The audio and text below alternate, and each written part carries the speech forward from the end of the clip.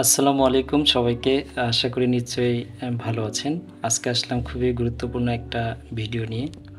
আশা করি ভিডিওর শেষ পর্যন্ত থাকবেন। আজকের আলোচনাটা একটু উম বাস্তবিক আবার কাল্পনিক দুটোই বলতে পারেন।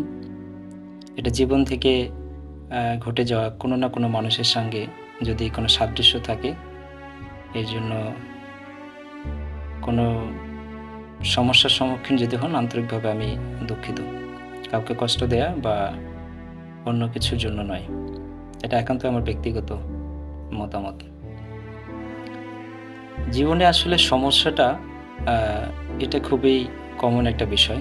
প্রত্যেকটা মানুষের জীবনে কোনো না কোনো সমস্যার মধ্য দিয়ে যেতে হয় এবং প্রতিটা মুহূর্তে এগুলো আমাদেরকে সম্মুখীন করেই চলতে হবে। আসলে সমস্যাহীন পৃথিবী হয় না। সমস্যা, অভাব, নেগেটিভিটি,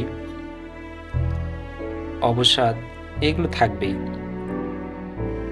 পৃথিবীর যত বয়স বাড়ছে, সভ্যতার যত বয়স বাড়ছে, এগুলো বাড়তে বাড়তে এমন একটা অবস্থায় চলে গেছে যেটা সীমাহীন। এগুলো থেকে পালিয়ে লাভ নেই। থাকুক না এগুলো ঘরের অথবা জীবনের এক কোণে, চলুক না আমাদের সঙ্গে। হোক না মন খারাপ, তাতে ভয় কি? মনের জানালাটা এত বড় করে রাখতে হবে যাতে সেটা খুললেই অনেকটা আলো এসে ঘরে প্রবেশ করে। নাটক শেষ হওয়ার আগে মঞ্চ ছেড়ে নিজেকে আড়াল করে রেখে এটা বুদ্ধিমানের কাজ নয়। মনে রাখবেন, এতে আপনার জন্যই সমস্যাটা আরও বেশি ক্রিয়েট হতে পারে। ঠিক আছে, প্রকৃতি শূন্যস্থান পছন্দ করে না, কোনো না কোনোভাবে সেটা পূরণ হবে। বাট আপনি যে নাট্যমঞ্চে অভিনয় করছেন, এই নাট্যমঞ্চে শুধু এই অভিনয়টা শুধু আপনার না, এই লড়াইটা শুধু আপনার না। জীবনযুদ্ধে প্রত্যেকেই এক একটা সংলাপ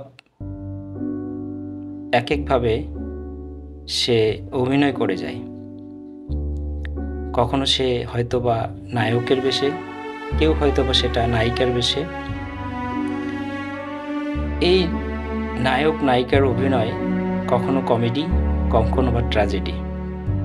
তো জীবনে এই যে আপনার সফলতা, কখনো ব্যর্থতা, এটা একটা জীবনেরই অংশ।